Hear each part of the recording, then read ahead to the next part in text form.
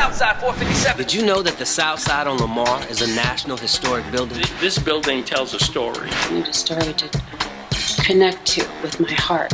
There are so many stories in this building. I wanted to teach other people how to naturally love themselves, and so I ventured into the field of opening my own spot. There are people in this building with a passion to share what they know. When I share my knowledge and my skills and my gift, I'm serving my purpose. Preachers, teachers, architects, attorneys, engineers, artists of all kinds in this building. What makes this place tick to me and makes it exciting is the combination of so many different kinds of people. It's like a melting pot. It's like a melting pot. 15 years, I've never regretted being here at Southside. Welcome to the Southside 457 podcast. I'm your host, Walter Johnson Jr. Let's get it on. You can't miss the princess. Listen, Linda, listen. Southside 457. Welcome to the Southside 457 podcast. I'm your host, Walter Johnson Jr.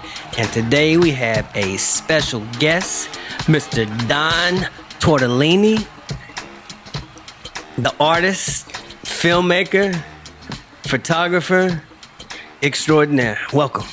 Thank you. I appreciate you for having me, bro. Man, Thank you. It's good. It's good to have you. So one of the questions that I always ask people that come on the Southside 457 show is how you get to the Southside. How you because you don't just get to this building.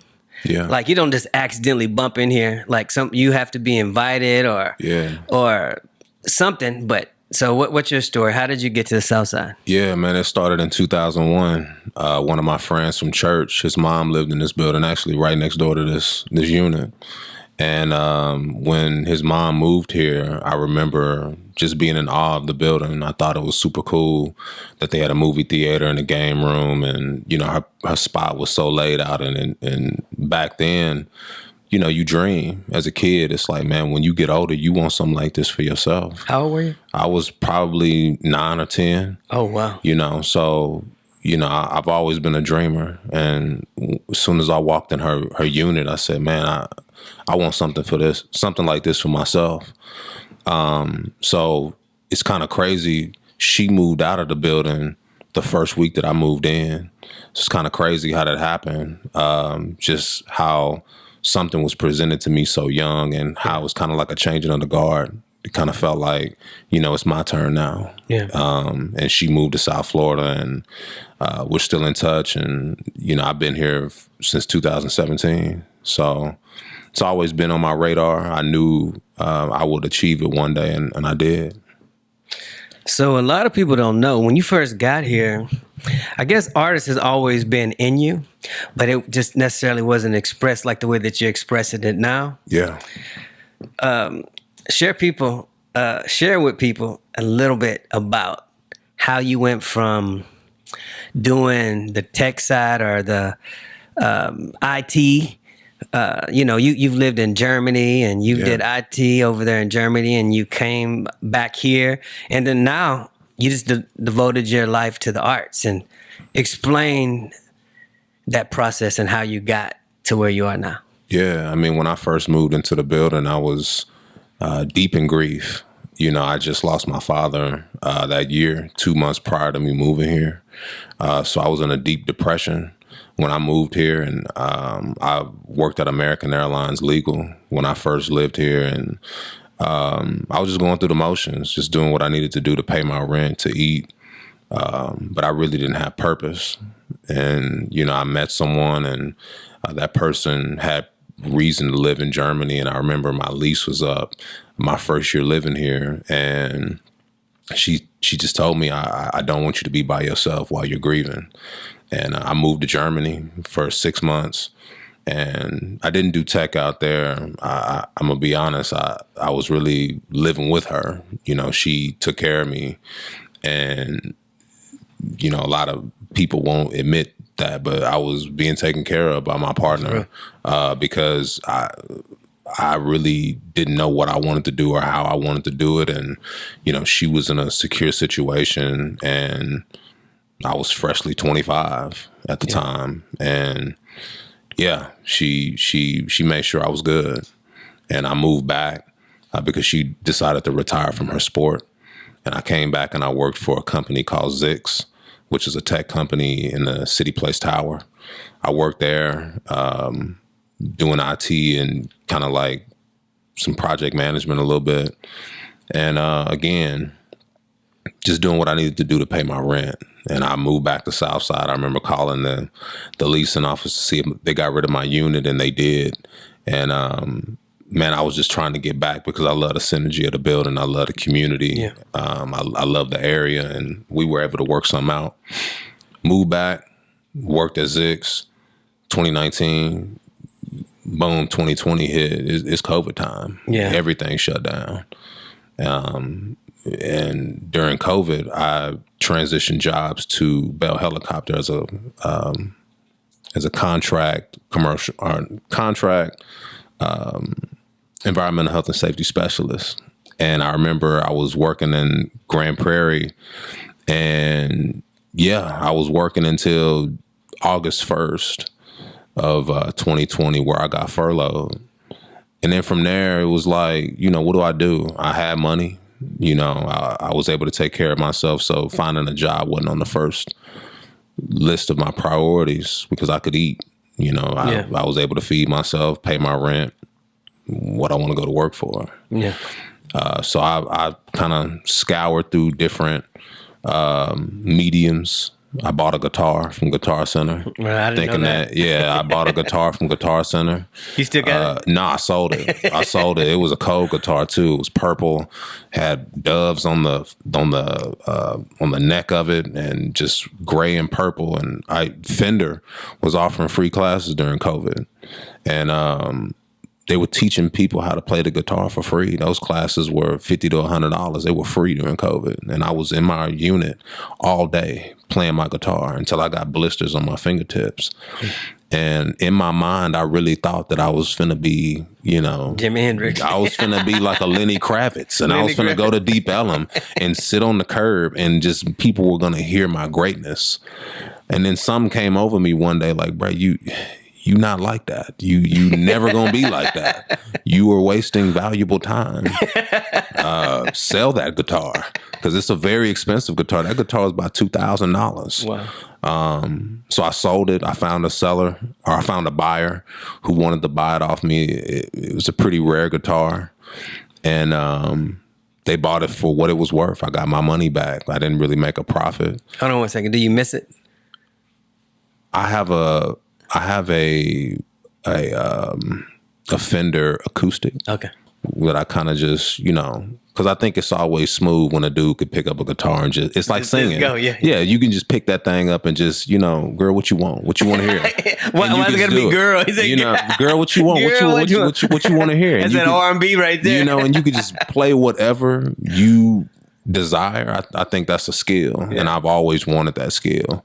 So I thought that was cold. But I put the guitar down and bought DJ equipment, and I went and bought a Rain 12 and a Pioneer something. I can't even remember. I still have it. With Serato and everything? Yeah, Serato, everything. And I really thought I was about to be DJ Jazzy Jeff up in there, because one of my friends was DJing virtually. Yeah. And he was making money. Oh yeah, I remember that was a real thing in COVID. People were listening to virtual DJ sets, and I'm like, bruh, learn it.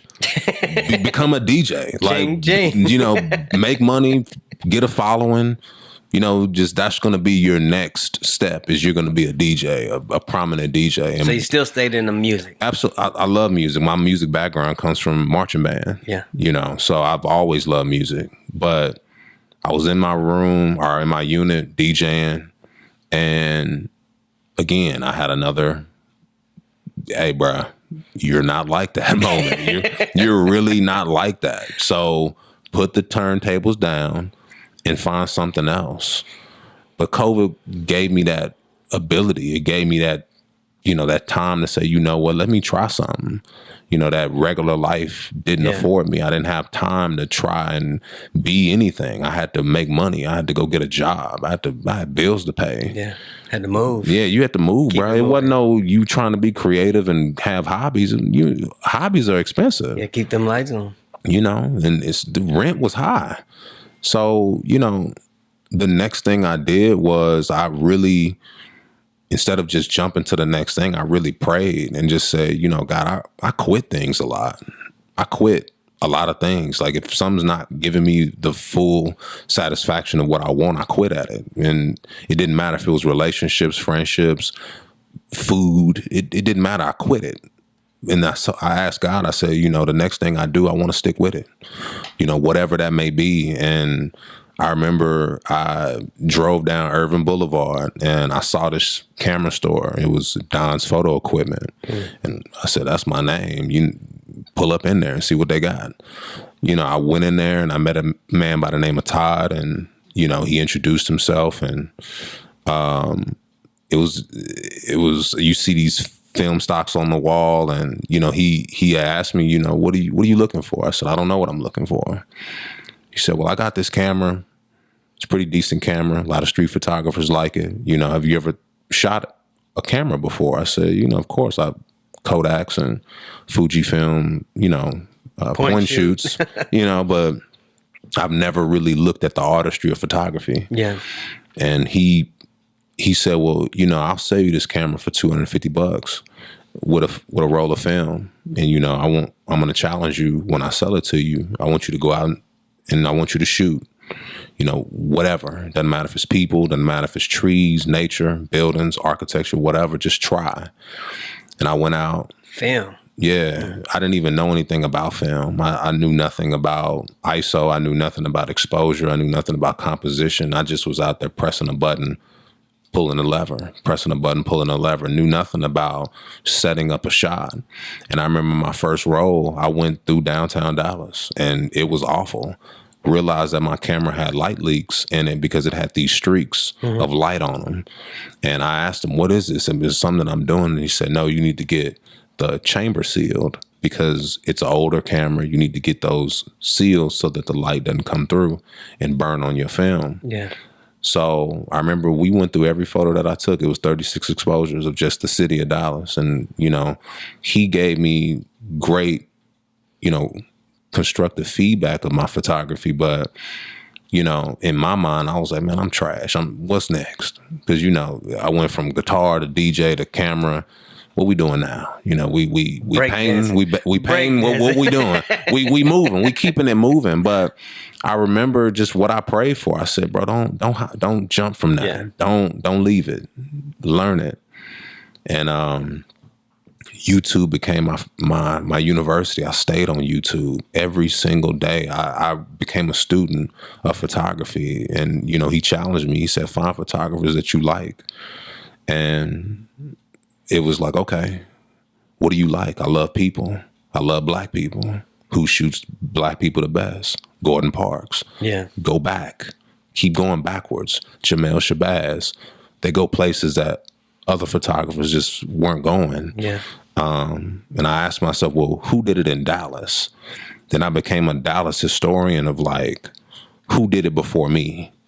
Then I found R.C. Hickman. Then I saw Marion Butts. And it was just like, okay, cool. I have a roadmap of how to do this. So these were the 4 people that these are my Mount Rushmores of photography for me personally. So I guided my purpose behind what they had already done. So yeah, it was one of those things where it was easy for me to just go out into the streets. I was black, go to the black neighborhoods, photograph black people. And I make it sound easy, but it wasn't easy, because it's a lot of roll of film. One, it's a lot. It was very expensive. It was a very expensive venture, but also being a photographer isn't so much about the camera that you have. No, it's not about the lens that you bought. It wasn't about any of that. It was about, can you make this person that you're trying to photograph comfortable enough for you to get this image of them? And it took people skills. It took conversation skills. It took breaking down that barrier of fear to ask, because that's the hardest part, is internally, do you have the courage to ask this person to take this photograph or this moment that you see or deem photographable, you know? So my intention became very clear, very fast. And the first money that I ever made off of photography came 2 weeks after I picked up a camera, because I worked with a gentleman by the name of Taylor Toynes, who is the CEO of 4 Oak Cliff in Oak Cliff, Texas. And, you know, I had been photographing the free food program in Oak Cliff that he had in Glendale Shopping Center. And I remember I used to show my photography and he was just elated at what it looked like. But I really was like, man, my photography sucks. This is trash. Like, but he was one of the first people that really saw value in what I was doing and saw the upside of what I could become. And he told me that, you know, I got a interview coming up with the Trust for Public Land magazine. And I didn't even know what that was. I had to Google what the Trust for Public Land was. He said, yeah, they doing a whole spread on me and I need a photographer. I said, well, good luck finding one, you know, because I don't know, you dang sure ain't gonna ask me. He was like, nah, bro, I want you to shoot it. And I said, man, like, who am I to shoot this? Like, he was like, bro, everything that you shown me, phenomenal. I want you to just shoot it like it's a regular day. We woke up, we went to, oh man, what's the name of that park in Oak Cliff? We went to a park in Oak Cliff. I can't even. Off of Ledbetter? Yes. I don't know the name of that park. Okay, man, bro. I know where it is. I can't believe It's about close to Big T. Yes, it's not far from Big T. Yeah. We went there. We woke up on a Sunday morning, and I'll never forget this. We just walked around the park.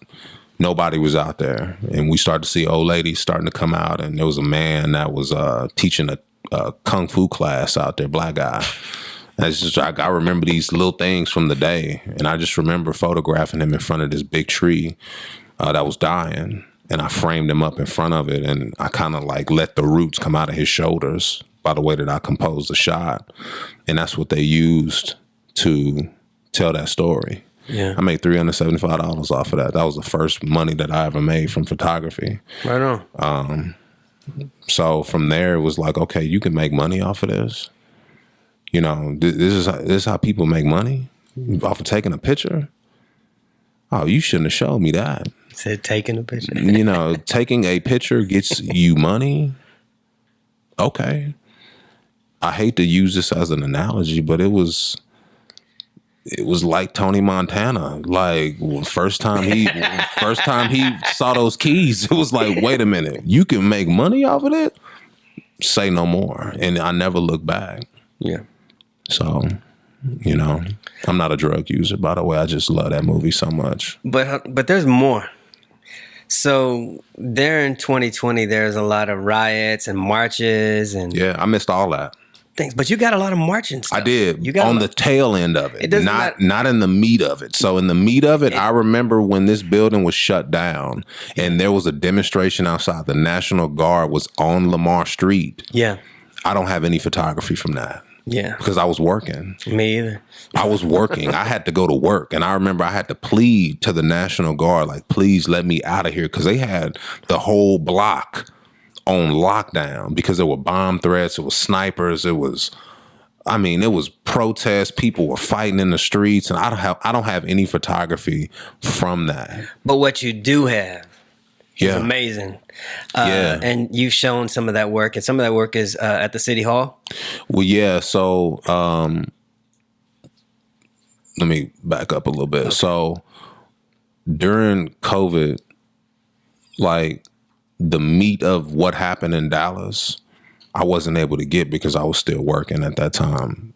That summer of 2020, I had a job. So I wasn't even in artist mode yet. I was, focusing on, bro, go make this money. This is guaranteed.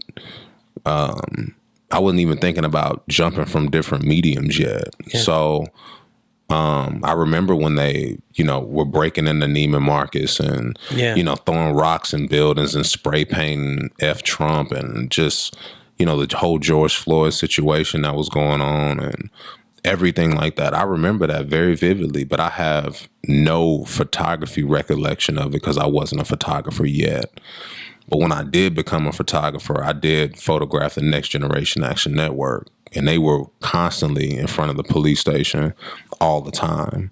And I was able to really train my eye on how to photograph civil unrest, capturing emotion, capturing conflict, capturing pain, emotion. That's what really taught me how to do it in that little span of time that happened. I never displayed that photography. It's on my Instagram, but I've never displayed that. Fast forward, once I started, doing photography, shoots and things like that, I quickly realized, like, man, I really love storytelling with my photography. Yeah. So I created randomly created a body of work called Claws. And Claws was an ode to women and the manicurists who create and wear women's nails. And I wanted to show that women's nails can go anywhere and do anything. And I shot the whole thing on film. And I went across the city, meeting with different manicurists, just going to different events, photographing women and their nails. And I went to other cities doing it. And I created an 80-image exhibition that I showed at the Wrights Twins Gallery in South Dallas at the time, right on Exposition. And it was crazy. No promotion, no nothing. I had maybe 200 people at the exhibition.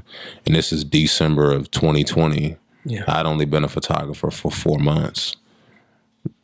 And to get that kind of traction, I realized that the city had a yearn for it. Yeah. They were hungry for, artists with purpose. It wasn't just like, oh, it's just pretty pictures and nails. It was like, this dude got purpose.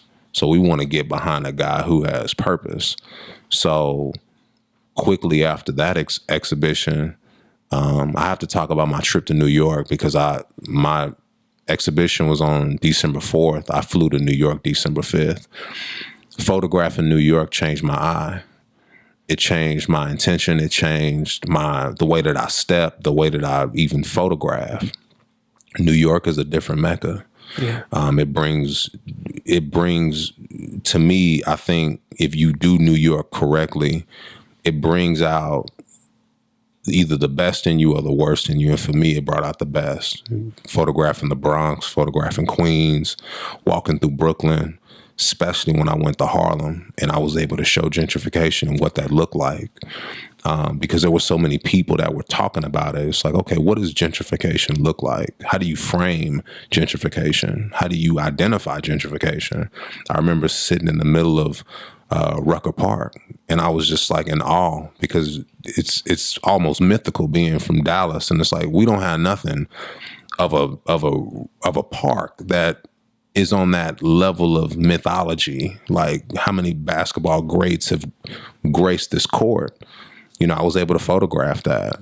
And, I met a man via Instagram that was from Harlem. His name was Khalik Allah. And he's one of my favorite photographers of all time. And he does a lot of photography off of 125th and Lexington in Harlem. And he photographed homeless people and addicts on the street, 100 hectare film on a Nikon at night. And if you know film stock and you know the sensitivity to 100 ISO film at nighttime, dark, very dark. So it's a very dark but beautiful series, and how he's able to capture that imagery. I mean, it was like watching a live painting almost. I was in awe that now I can add the fifth member to my Mount Rushmore. Khalik Allah is up there, bam. And it was like that opened up a chamber of my mind too. So now it's like, okay, you did the women's nail photography. Let's go back to the streets. Because he inspired me. He told me, he was like, how can you be afraid of people who look just like you? And for me, that was a challenge, because at times I would be very apprehensive about like, I don't really want to go too deep in the hood because I might get stabbed. But then it was like, people smell fear. Yeah. People identify fear. It was like, are you mindful of the way that you step? And I wasn't. I was just out there with a camera. And I had to change my whole presentation when I hit the streets. How are you a street photographer if you're not in the streets? How are you any of that if you're not really in the thick of it? And that's what birthed Faces of Dallas. And Faces of Dallas was something that I created because I felt like Dallas needed a front row seat to homelessness. And they needed to understand that not everybody that's on the streets is an addict or a bad person, even though I met a lot of bad people. I'm a Christian, so, I reserve judgment for everybody. It's not my place. But I wanted to contextualize homelessness. I wanted to put a face to the people and a story to the people that you see every day and pass up and not make eye contact at street lights and really put it in Dallas's face. Like, boom, this is what homelessness is. And I did that. I went into the streets. I went to different encampments all across the city with my film camera. I photographed over 150 to 200 homeless people. I told their stories on my website. Dallas WFAA saw it. They put me on the news and we talked about it, and they showed my photography on the American Airlines Center screen. It was big. It was huge. People were calling me, and I was on Good Morning Texas. I was mentioned on Good Morning Texas a few times for the intentionality behind the work. Dallas Observer called it the best photography no one knew about, which led into, the Dallas Arboretum finding me exhibiting at SMU Pollock Gallery, being the first Black photographer to ever do it, being the first Black photographer to ever exhibit at the Dallas Arboretum. Yeah, that's so many things that I had accomplished in that process that, all came from authenticity, just knowing that Dallas needed some real. I knew I wasn't going to be a model photographer. Yeah. Knew I wasn't going to be that. Knew I wasn't going to be a fashion photographer. Knew I wasn't going to be a content creator. Dallas needed its own person to pick up that torch that R.C. Hickman and Marion Buss, held bright. And even though we're in different times, someone needed to do it, and it was me. And it's a hard thing to do when, those things don't pay the bills. Yeah. So you kind of shift and, have to do things that you really don't want to do. But, at least I can say that I did it. I understand that. I do a lot of shooting that nobody ever sees. Right. I get that. So going from that film to digital to now video. Yeah. Because that's something you didn't just talk about, because now you do video as well, and you just recently came back from Florida because you were in film school. Yeah.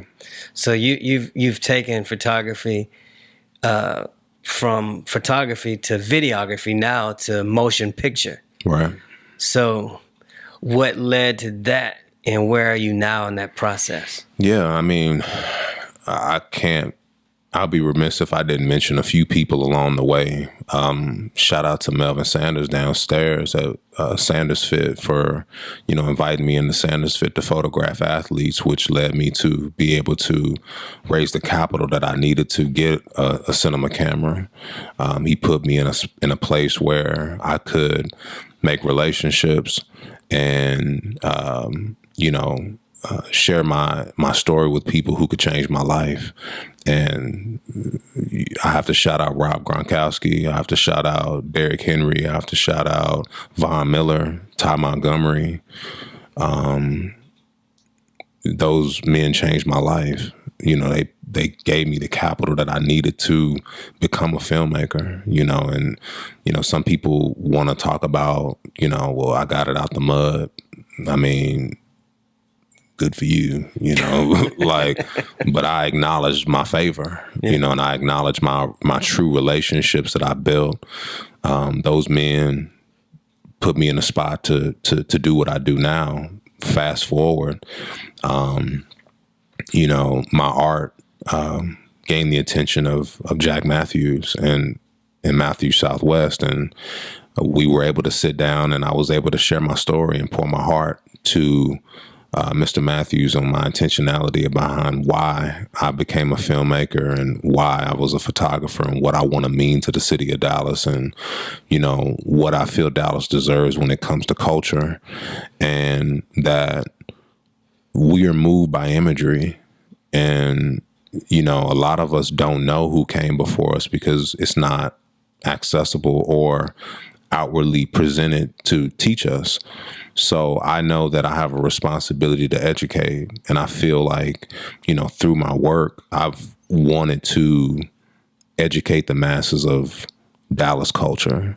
And I don't want to have my city be looked at as a low tier, low cultured city when we have a lot to offer. Yeah. And I can't do that by myself. I can't do that just by taking pictures. I have to have someone who believes in what it is that I do. And I believe that Jack Matthews and Matthews Southwest took a chance on me by giving me an opportunity to go to school to better myself. I went to Florida State University, College of Motion Picture Arts.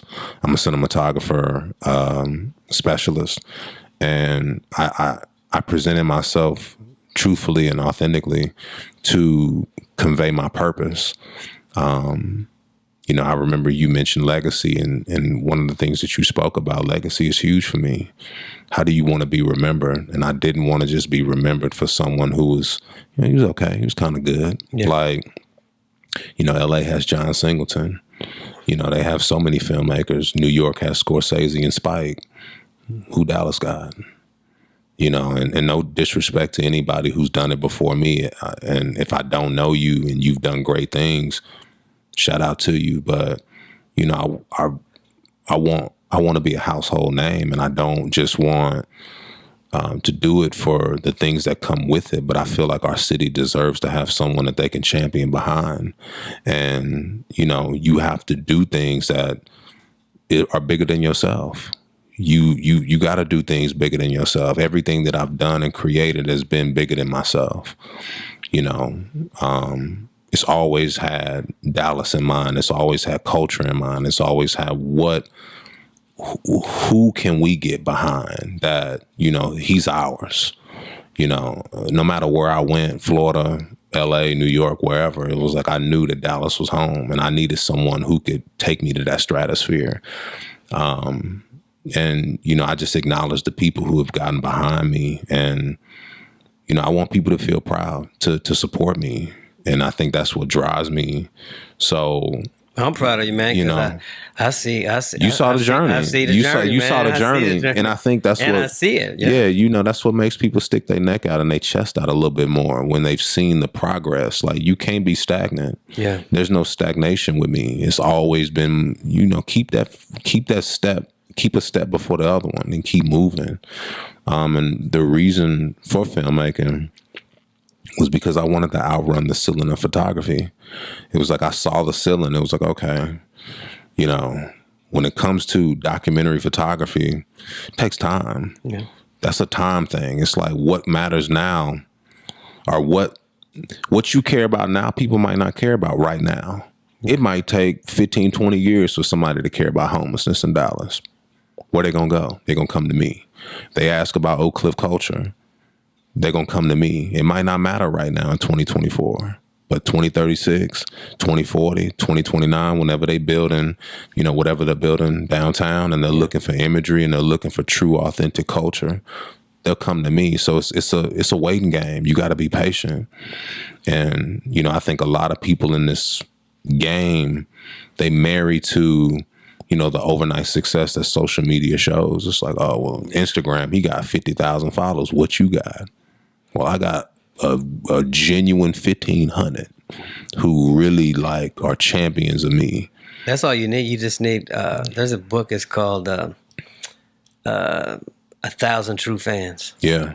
1,000 true I really feel like I have more than 1,000 true fans. I have some people who I didn't even know were supporters of me in different countries that are real, you know. But I don't even look at people as fans. I look at people as, you know, like really people that support me. So that's why I altered the way I lived.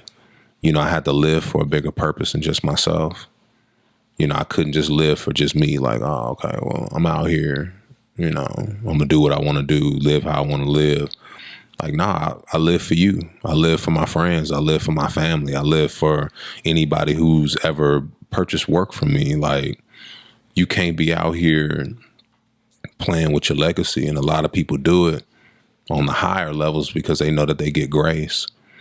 So this may be a little sensitive for you, but did your father ever know, did he ever speak to any of that creative side to you? Did he ever? I'm gonna be real. My dad was a realist. My dad didn't play with that creative, none of that. It was, son, you need to get a job. You need to, we don't. Which is why you had the skills that you had. Exactly. It was like, we don't play with pixie dust and paint. We go get some cheese. My dad was the first man that I could physically touch that made $100,000 or more. Yeah. You know, I'd never seen that before, but he also taught me the value of $1. You know, so when I was young, I tell this story all the time. When I was maybe in second, third grade, my dad used to make me pay the bills. And what that meant was he would sit me at the table before I did anything. He would make me go out to the mailbox. I would have to get every envelope and open up every bill that came into this house. DirecTV, lights, gas, mortgage, everything, and lay it out on the table. And he would make me count it up. How much we got to take out to pay for our lifestyle.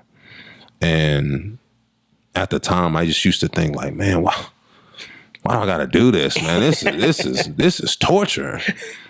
But what he was teaching me was really appreciation. Yeah. Like, this ain't free. Nah, bruh. None of this is free. We used to go to like Walmart, Kmart, or whatever the store was around from where we were. We used to go to Target every Sunday. That was our special trip. Target used to be a special trip for us and the family. And I would always find my way in the electronics section. Like, man, I want this game, PlayStation game, Nintendo game, whatever. And he would make me like, okay, you want this game? This game is $54.11 with tax. How long did I have to work for you to get this? Show me his check and everything. He was very open about finances. Yeah. Very young age. So my dad really just created the framework of my appreciation. That's really what I can attest to my father. He taught me the value of $1. He taught me hard work ethic. He taught me appreciation. He taught me how to treat people. I can't say that he gave me that artistic edge, but he gave me that business sense to when I walk into a room, stand on it. You know, whatever it is that you do. And I think that's what, coupled with vision and talent, it was like, okay, I can speak, I can talk. So you have the ability to ask for. Man, look, how do you think? That's a lot of artists and a lot of creative people. Man, a lot of people struggle with that. Well, because they don't really know what to charge, and then they question what they charge. Yeah. And I mean, I've been down that journey too, because I've been doing this independent thing for a long time. Man. And you know, the reason why, and what I realized is when I started making more money, it was very simple. One simple thing. I just had to ask for it. Yeah. I had to ask for more money. And that's the only thing. And be confident in your ask, That was the only thing. That was the only thing that separated me from not making the money that I was, from making less amount of money to more money. To making it. To make, it's just asking. Yeah. Simple. I mean, it's not so simple, but it's simple. Yeah. And I think that I never had that problem because, my dad, I get my speaking ability from my dad. My dad worked in computer sales. Yeah. So I saw my dad's check stub when he died. He made over $275,000 in 6 months. And I just used to watch him talk on the phone. And I just used to be in awe. Like, he would code switch like a mom. He would like his code switch ability. He be like, boy, go take out that goddamn trash over there, boy. I ain't gonna, and for some phone call coming, hello, good morning, Don Thomas. Wait, what? Who is that on that phone? Because that ain't who just told me to take out this trash. Like, who is that? Yeah. And I just was in awe of that. I thought that was a skill. He was a master of that. And I just remember the first time I had a negotiation for my photography, and somebody wanted to, buy a piece from me, and I was like sweating bullets for asking for what I wanted. And I just remember I said the number, but I said it. Was this a piece we discussed, the big piece? Oh, no. That wasn't the first one that I sold. No. It was to an athlete who wanted a piece from me, and he had asked me, how much do you want for it? And I told him how much I wanted for it, and I said it in a way to where it was like I already knew how much I wanted for it, but really and truthfully, like, I knew how much I needed to sustain for the rest of the year. And I said, I want this amount. He said, all right. Cashed apped it on the spot. On the spot, his mom and dad came and picked the piece up. And I just remember, like, almost moved to tears when I was alone, just like, man, like, when you really believe in yourself, and you have confidence, and you really have, like, brand integrity, because the thing that I have to thank Dallas for is the cosigns. People can go places to see the cosigns. I have business equity with brands and companies that many people revere. I have relationships with people in very high places, and it's protected by the way that I live and how I treat people and how, I operate as a brand, as an entity, but also as a man in my ethics. And that came from my dad. It's like, just as fast as you got it, you could lose it just as quick. Absolutely. So you got to be careful what you say, how you live, how you treat people, because you don't know who's watching.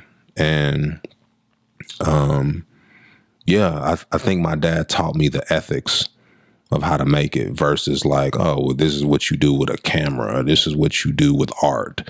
My dad wasn't to my knowledge, an artistic person, but he was an ethical man, and that creates sustainability when you know what you need to keep it, how to get it. People can teach you how to fish, but not everybody gonna teach you how to eat off the fish or how to keep fishing or how to get fish. People might teach you how to go out into the water and this is what you do to bait it and get it. But, how do you keep that going? You can catch one fish or one big fish and that's it. But can you catch another one? Can you catch another one? Can you feed people off of what you're doing? Consistency. Yeah. So that's what I can credit my dad with. I would have, if I had to. Yeah, you're going to keep going out there if you don't catch one. You know what I'm saying? Like I'm going to keep going. And that's what I've been doing. It's like, I don't just catch big fish. I don't want people to look at me and think like, oh man, this guy's just super successful just all the time. No, I made some mistakes. I've said some things I shouldn't have said, just like my confidence was a good thing for some things. My confidence has been bad in certain areas. There's a magazine that will not work with me in Dallas because of my confidence. It's not because I disrespected anybody. It's not because, any of that. But when it comes to ethics and business ethics, I'm very, very I stand on what I believe in. And if I identify something as wrong, I'm not afraid to speak on it. But to anybody that's out there who lives in the art spaces, you got to be able to have the talent to back all that up, because you can't speak and just say, well, y'all are wrong. Yeah. Because there's still a building with their sign on the building, in a Dallas skyscraper. Yeah. They're going to continue to eat regardless if you like them or not, but can you sustain and pivot? So I don't know, man. That's where I'm at. So going forward, what's next for Don Tortellini? Building the brand even more. You know, I want to branch into different things. I told, you know, my friends, I told my family, I don't want to just be known as a filmmaker or a photographer. I want filmmaking and photography to be a gateway to something else. Yeah.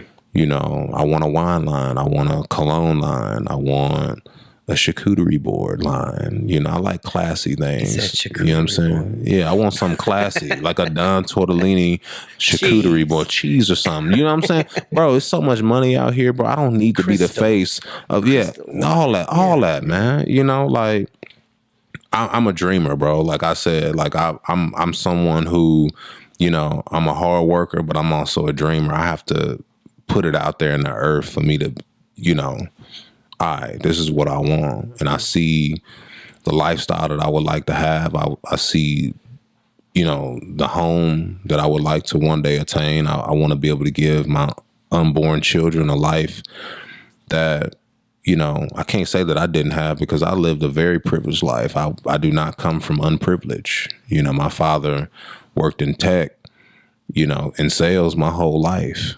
You know, so he sent me to private schools. We had lights on. We had food in the fridge. We took trips to Target. We had cable. I didn't get Jordans and Nikes and everything that I like, because that's not what my dad valued. You know, he valued education, but I had great education. I had support. I grew up in a loving home. Even if my parents divorced, it was still a loving home. You know, I never went without. So don't think that I come from struggle, because I do not. I come from very much privilege and God, you know, given grace, you know. So I want my children to have the same. You know, I don't believe in bringing a child into this world for them to struggle, especially if I didn't have to. So I know the only way that I can, you know, prevent that is to go out here and get it. So what would you say to that person that's out there that's thinking about making the next step and just taking a leap of faith to do whatever it is that they dare to do? Yeah. In, you know, in this world, what would you say to that person? Identify your why and identify it fast. You know, like, people do things just to do it. Like, I was just picked up a guitar because I'm just gonna do it. Yeah. You know, I picked up DJ equipment just because I wanted to do it. You know, but, you know, figure out why you're doing it. Don't just do it because, you know, you see it being profitable, or you see it as being cool, or you see it as an extension of your personality or your image. Do it because you actually have love for it. You know, I would photograph even if I didn't get paid. I haven't got paid off of something in a while. Yeah. I still photograph. I photograph something every single day. You know, and I do that because if something happens to me, I want people to know where my headspace was when I died. You know, and a lot of people don't think about that, but I think about that a lot. So have purpose for what you do. Don't just do it just to do it or because it's easy. Yeah. You know, and educate yourself on what it is that you, on your next move. Because I don't think a lot of people take the approach of being a student of anything. It's like they look at YouTube or they look at Instagram and say, okay, I want to be an overnight success. And to me, I don't believe in overnight successes. I believe passion brings success, man. Absolutely.